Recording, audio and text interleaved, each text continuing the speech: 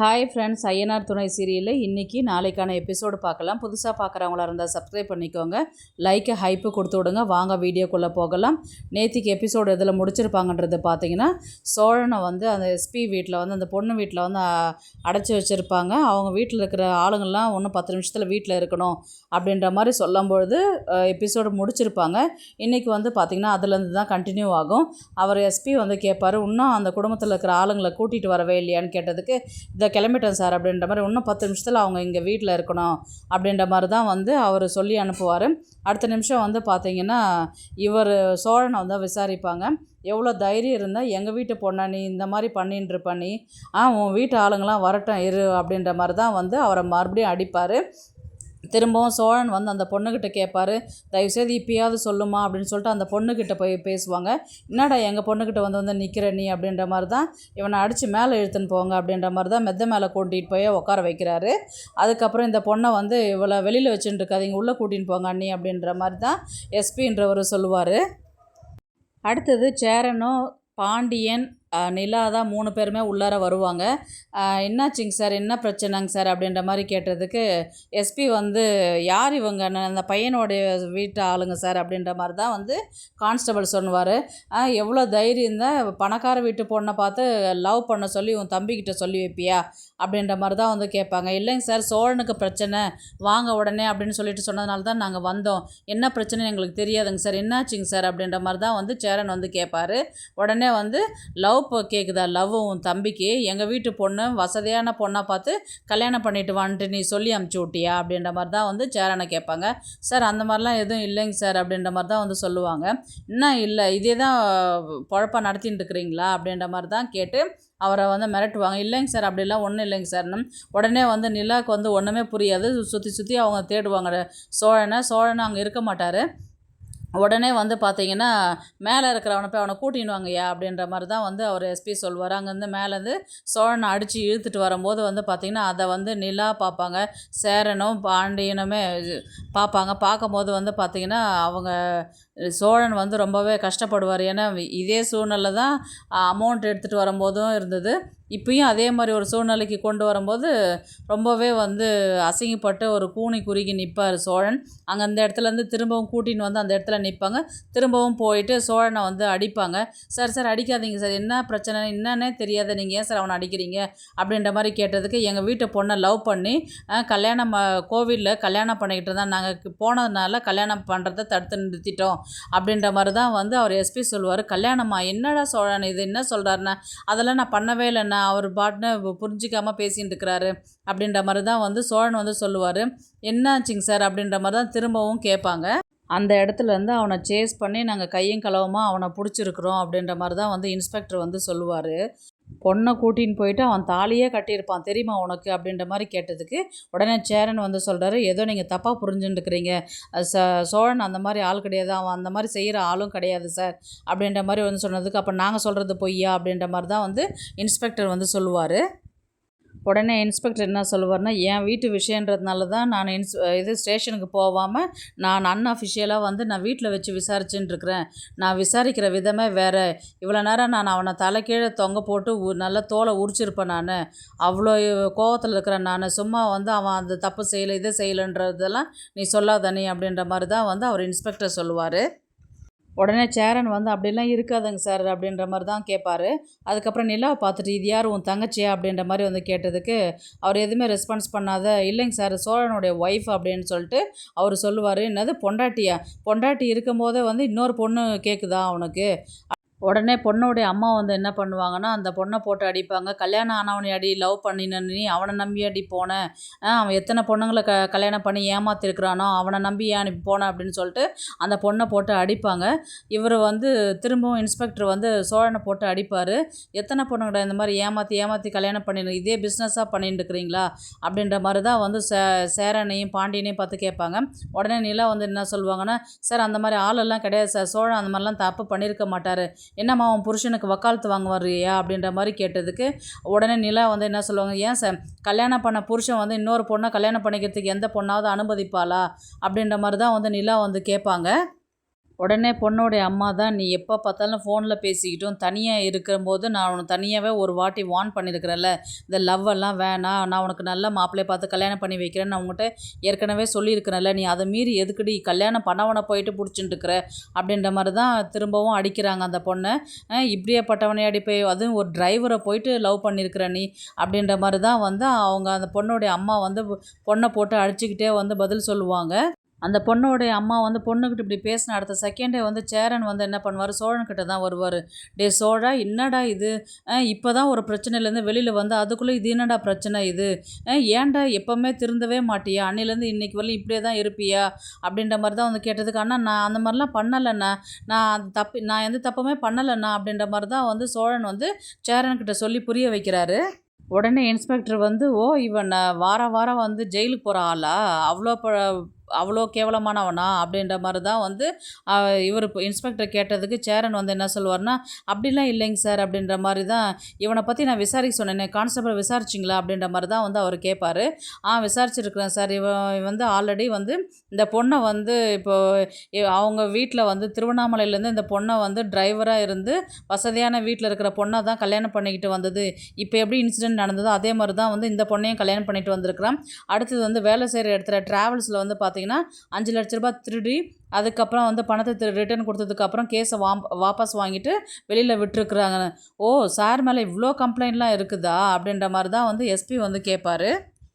உடனே இன்ஸ்பெக்டர் வந்து, "நீ அவ்வளோ பெரிய ஃப்ராடாடா" அப்படின்னு சொல்லிட்டு திரும்பவும் அடிக்க போகும்போது சேரன் வந்து, "சார் சார் சார், அடிக்காதீங்க, நானே அடிக்கிறேன் சார்ன்னு" சொல்லிட்டு, திருந்தவே மாட்டாடேன்னு சொல்லிட்டு சேரன் வந்து சோழனை போட்டு அடிப்பார். உடனே சேரன் என்ன சொல்லுவார்னா, "ஆல்ரெடி உனக்குன்னு ஒரு பொண்ணு கல்யாணம் பண்ணிட்டு வீட்டில் கொண்டு வந்து வச்சிருக்கிறல்ல, இது எதுக்குடா தேவையில்லாத வேலைலாம் பண்ணிட்டு இருக்கிற, எதுக்குடா அந்த பொண்ணை கூட்டிகிட்டு போய் நீ கல்யாணம் பண்ண பார்த்த நீ?" அப்படின்ற மாதிரி தான் வந்து சொல்லுவார். "அண்ணன், நான் அந்த மாதிரிலாம் பண்ணலைண்ணா" அப்படின்ற மாதிரி சொல்லிவிட்டு அடித்த அடுத்த செகண்ட் வந்து சோழன் வந்து பாண்டியனை பார்த்து கேட்பார். பாண்டியனும் வந்து, "ஏன்டா என்றைக்குமே திருந்தவே மாட்டியா, கல்யாணம் பண்ணிவிட்டு லைஃப் சந்தோஷமாக தானே போயின்னு இருக்குது, எதுக்குடா தேவையில்லாத பிரச்சனை பண்ணுற, என்றைக்குமே திருந்தவே மாட்டியா?" அப்படின்றது பாண்டியனும் அந்த இடத்துல வார்த்தையை விடுறாரு. "உனக்கு அறிவு இல்லையா, எங்கே கொண்டு வந்து அவங்கள நிறுத்தியிருக்கிற பாரு, என்றைக்கு தான் திருந்துவ நீ?" அப்படின்ற மாதிரி தான் வந்து பாண்டியன்னு சொல்கிறாரு. "இல்லைடா, நான் பண்ணவே இல்லைடா, உன்னெல்லாம் மனுஷனாவே மதிக்கவே முடியாதுடா" அப்படின்ற மாதிரி தான் வந்து பாண்டியன் வந்து சோழனை வந்து திட்ட ஆரம்பிக்கிறாரு. அடுத்தது உடனே வந்து என்ன பண்ணுவாங்கன்னு பார்த்தீங்கன்னா, நிலா வந்து இதெல்லாம் யோசிச்சு பார்த்துட்டு, "சார், நான் சோழன்கிட்ட தனியாக பேசலாமா?" அப்படின்ற மாதிரி தான் வந்து கேட்பாரு. உடனே பொண்ணுடைய அப்பா வந்து, "போம்மா, கூட்டிகிட்டு போயிட்டு பேசி பாரும்மா, இன்னும் எத்தனை பொண்ணுங்களை இந்த மாதிரி கல்யாணம் பண்ணிக்கன்னு சொல்லிட்டு ஏமாத்திருக்கிறானோ, என் பொண்ணு தாலி கட்டாத தப்பிச்சிட்டா, இன்னும் எத்தனை பொண்ணு பலியாட இருக்கிறதுக்குன்னு தெரியல, தயவுசெய்து போய் விசாரிம்மா" அப்படின்ற மாதிரி தான் பொண்ணுடைய அப்பா வந்து சொல்லுவாங்க. இவர் வெளியில் போயிட்டு சோழனை கூட்டின்னு நிலா போய் பேசுவாங்க. "என்ன நடந்தது சோழன்?" அப்படின்ற மாதிரி தான் வந்து கேட்பாங்க. "இதெல்லாம் நீ நம்புறியா நிலா?" அப்படின்ற மாதிரி கேட்டதுக்கு, "நான் நம்பலைங்க, என்ன நடந்தது சொல்லுங்க" அப்படின்னு சொல்லிட்டு சொல்லுவாங்க. நடந்த விஷயத்த அத்தனையுமே சொல்லுவார் அவர். இந்த மாதிரி கேபை புக் பண்ணாங்க, அவங்க ஃப்ரெண்ட்ஸுங்கெல்லாம் வந்தாங்க, லவ் பண்ணுறாங்க, காலேஜில் படிக்கிறாங்கன்னு சொல்லிட்டு கோவிலில் நடந்த அத்தனை விஷயத்தையுமே சொல்லுவாங்க. உடனே வந்து இதெல்லாம் மியூட்டில் போட்டுட்டு உடனே போலீஸ் இன்ஸ்பெக்டர் வர நேரத்தில் இவனுங்களை பார்த்துட்டு உடனே இந்த பசங்கள்லாம் தெரிச்சு ஓடிட்டாங்க. அந்த இடத்துல நான் இருந்ததுனால மாலை என்கிட்ட கொடுத்துட்டு அந்த பசங்க ஓடி போயிடுச்சு. கடைசியில் நான் கல்யாணம் பண்ணுறேன்னு சொல்லிட்டு சொன்னாங்க. அதை மீறியும் நான் அந்த பொண்ணை அங்கே விட்டுட்டு நான் காரில் தனியாக ஏறத்துக்கு வந்தேன். என்னை இங்கே விட்டுறாதீங்க, என்னை விட்டால் என்னை சாவடிச்சிருவாங்க, என்னை கொஞ்சம் தூரம் கொண்டு போய் விட்டுருன்னு சொல்லிட்டு சொல்லிச்சு அந்த பொண்ணு. அதனால தான் நான் கூட்டிகிட்டு வந்தேன். போகும்போது வந்து பார்த்தோன்னா குறுக்க வந்து போலீஸ் ஜீப்பு மறித்து தான் எங்களை இங்கே அழைச்சிட்டு வந்தாங்க அப்படின்ற மாதிரி தான் வந்து சோழன் வந்து சொல்லுவார். "இவ்வளோ தான் நடந்தது நிலா, வேறு எதுவுமே நடக்கலை, நான் எதுவும் தப்பு பண்ணல நிலா" அப்படின்ற மாதிரி தான் அவர் சோழன் சொல்கிறாரு. உடனே நிலா வந்து, "நான் நம்புகிறேங்க, வாங்க" அப்படின்ற மாதிரி தான் உள்ளார மறுபடியும் கூட்டிகிட்டு போகிறாங்க. உடனே நிலா வந்து இன்ஸ்பெக்டரை பார்த்துட்டு, "அவரை எந்த தப்பும் பண்ணலைங்க சார்" அப்படின்ற மாதிரி வந்து சொன்னதுக்கு, "என்னம்மா சொல்கிற, அவனை நான் சேஸ் பண்ணி பிடிச்சிருக்கிறேன், விட்டுருந்தா என் பொண்ணுக்கிட்ட கல்யாணமே பண்ணியிருப்பான் அவன், தெரியுமா உனக்கு?" அப்படின்ற மாதிரி சொன்னதுக்கு, அவர் தப்பு பண்ணலை அப்படின்ற மாதிரி தான் வந்து சொல்லிவிட்டு உடனே அந்த பொண்ணை பார்த்து தான் கேட்பாங்க, "ஏம்மா, உன்னையும் அவரையும் தப்பாக வச்சு பேசுகிறாங்கல்ல, நீ இப்போ கூட வாய் திறந்து என்ன ஏதுன்றது சொல்ல மாட்டியா?" அப்படின்ற மாதிரி தான் வந்து நிலா வந்து அந்த பொண்ணை பார்த்து கேட்குறாங்க. "நீ அமைதியாக இருந்தால் என்ன அர்த்தம், உன் வாழ்க்கையை மட்டும் காப்பாற்றிக்கிட்டுனா போதுமா, அடுத்தவங்க வாழ்க்கை எப்படி போனாலும் பரவாயில்லையா உனக்கு? உனக்காக தானே அவர் வந்தார், உனக்காக தானே அவர் அடி வாங்கிட்டு இருக்கிறார், ஒரு வார்த்தை நீ என்ன ஏதுன்னு சொல்ல மாட்டியா உங்கள் வீட்டில்?" அப்படின்ற மாதிரி தான் வந்து நிலா கேட்பாங்க. உன் வீட்டு ஆளுங்கெல்லாம் சோழனை தூக்கி உள்ளார வச்சுட்டா நான் என்ன பண்ணுறது? என் ஹஸ்பண்ட் இல்லாத நான் தனியாக இருப்பேனா? அப்படின்ற மாதிரி தான் வந்து நிலா வந்து அந்த பொண்ணை பார்த்து கேட்பாங்க. உடனே சேரனும் பாண்டியனும் வந்து நிலாவை பார்ப்பாங்க. நீ பண்ண தப்புக்கு என் ஹஸ்பண்ட் ஏன் ஜெயிலுக்கு போகணும்? உன்னை காப்பாற்றுறதுக்கும் உன்னை லவ் பண்ணுற பையன் வந்து உன்னை விட்டுட்டு போனான் பார்த்தியா, அவனை காப்பாற்றுறதுக்குமா பண்ணிட்டு இருக்கிற நீ இப்போ நீ சொல்ல போறியா இல்லையா அப்படின்ற மாதிரி தான் வந்து நிலா கேட்டதுக்கு உடனே எஸ்பி வந்து என்னம்மா என் வீட்டில் இருந்துக்கின்னு எங்கள் வீட்டு பொண்ணை மிரட்டுற நீ அப்படின்ற மாதிரி வந்து பொண்ணுடைய அம்மாவும் கேட்பாங்க, எஸ்பியும் கேட்பாரு. எப்படி இருந்தாலும் உன்னை உங்கள் வீட்டில் வந்து பிரச்சனை பண்ணுவாங்கன்றது தெரியும்ல, இதெல்லாம் முன்னாடியே நடக்கும்ன்றது உனக்கு தெரியும்ல, ஏன் உனக்கு வாய் திறந்து பதில் சொல்ல தெரியாதா உனக்கு? உன்னை காப்பாற்ற வந்தவர் அடி வாங்கிட்டு இருக்கிறாரு, பிரச்சனையில் மாட்டின்னு இருக்கிறாருன்னா அவரை காப்பாற்றணும்னு உனக்கு தோணவே இல்லையா அப்படின்ற மாதிரி தான் வந்து கேட்பாங்க. உடனே சேரன் வந்து இன்ஸ்பெக்டர்கிட்ட வந்து பேச போகும்போது, அண்ணா சோழன் எதுவும் தப்பு பண்ணல, நீங்கள் சும்மா அவங்கக்கிட்ட பேசாதீங்க அப்படின்ற மாதிரி தான் வந்து நிலா வந்து தடுப்பாங்க. இப்போ நடந்த விஷயத்த வந்து இந்த பொண்ணு வந்து வேற ஒரு பையனை லவ் பண்ணியிருக்குது, அவங்க கல்யாணம் பண்ணும்போது இவங்கெல்லாம் வந்ததுனால அவங்க அந்த பொண்ணை விட்டுட்டு போயிட்டாங்க, அந்த இடத்துல சோழன் வந்ததுனால சோழனை பிடிச்சி இங்கே கூட்டின்னு வந்து விசாரிச்சுட்டு இருக்கிறாங்க அப்படின்ற மாதிரி வந்து நிலா வந்து எல்லாத்தையுமே வந்து சேரன்கிட்ட எக்ஸ்பிளைன் பண்ணி சொல்லுவாங்க. உடனே வந்து பார்த்திங்கன்னா அவர் அப்படியாப்பா அப்படின்ற மாதிரி தான் வந்து சொல்லுவாங்க. சோழன் வந்து எந்த தப்பாக பண்ணாத பட்சத்தில் நீங்கள் ஏன் இந்த மாதிரி பண்ணுறீங்க அப்படின்ற மாதிரி நிலா வந்து கேட்பாங்க. ஒரு நிமிஷம் இருங்க அப்படின்னு சொல்லிட்டு இவர் நிலா வந்து யாருக்குன்னா ட்ராவல்ஸில் இருக்கிற முதலாளிக்கு தான் கால் பண்ணுறாங்க. கால் பண்ணிவிட்டு இருங்க உங்களுக்கு இந்த பிரச்சனையை தீர்க்குறேன் அப்படின்ற மாதிரி அவங்களுக்கு கால் பண்ணிவிட்டு, இந்த மாதிரி காலையில் சவாரி ஒன்று வந்திருக்குன்னு சொல்லிட்டு சோழனுக்கு கால் பண்ணிங்களே ஞாபகம் இருக்கான்னு கேட்டதுக்கு, ஆமாம்மா நான் எங்கேருந்து வந்தது சவாரி, யார் புக் பண்ணது அப்படின்னு சொல்லி கேட்டதுக்கு, ரமேஷ்னு சொல்லிட்டு ஒரு காலேஜ் சவாரி வந்ததுமா அப்படின்ற மாதிரி தான் சொல்லுவாங்க. எங்கே ட்ராப்பிங்கன்னா பெருமாள் கோவில் ட்ராப்பிங் அப்படின்ற மாதிரி தான் சொல்லுவாங்க.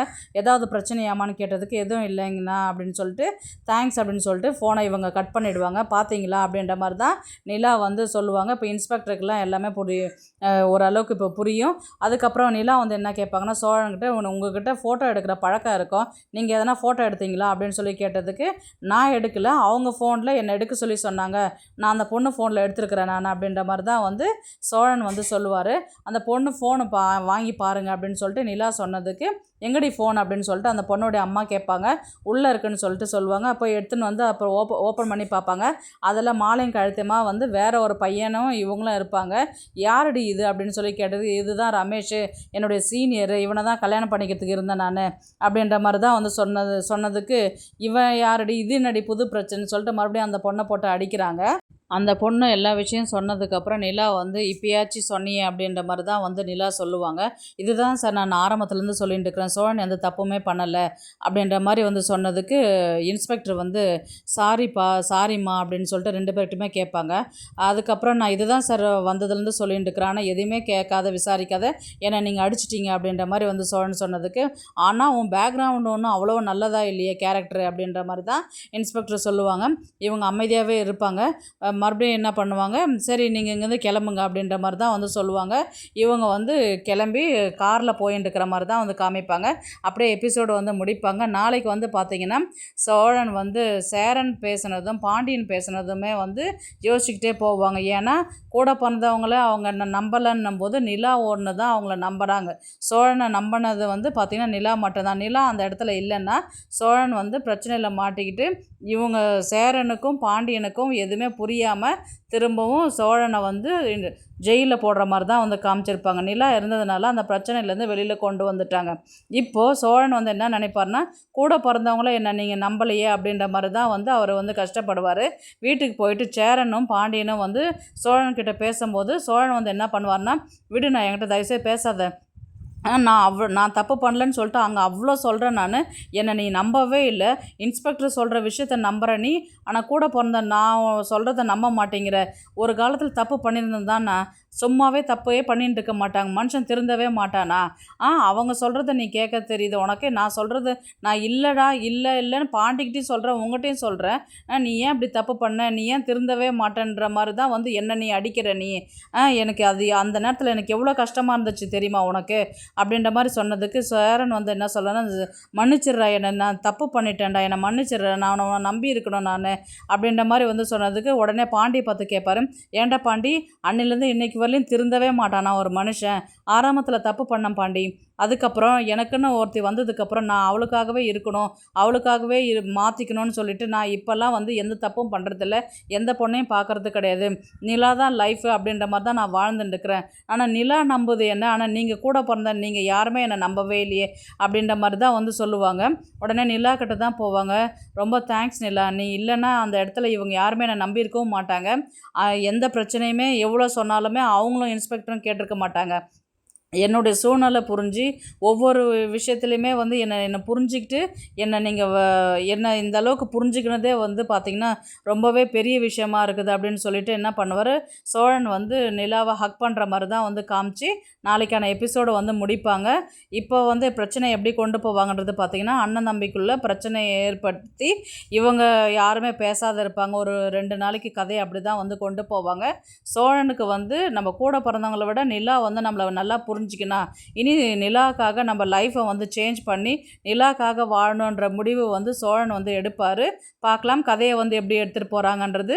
இந்த வீடியோ உங்களுக்கு பிடிச்சிருந்தா ப்ளீஸ் லைக் பண்ணுங்கள், ஷேர் பண்ணுங்கள், சப்ஸ்கிரைப் பண்ணுங்கள். தேங்க்ஸ் ஃபார் வாட்சிங். இந்த வீடியோ பிடிச்சிருந்தா லைக் பண்ணுங்க, நம்ம சேனலை சப்ஸ்கிரைப் பண்ணுங்க. உங்க ஆதரவு ரொம்ப முக்கியம். நன்றி.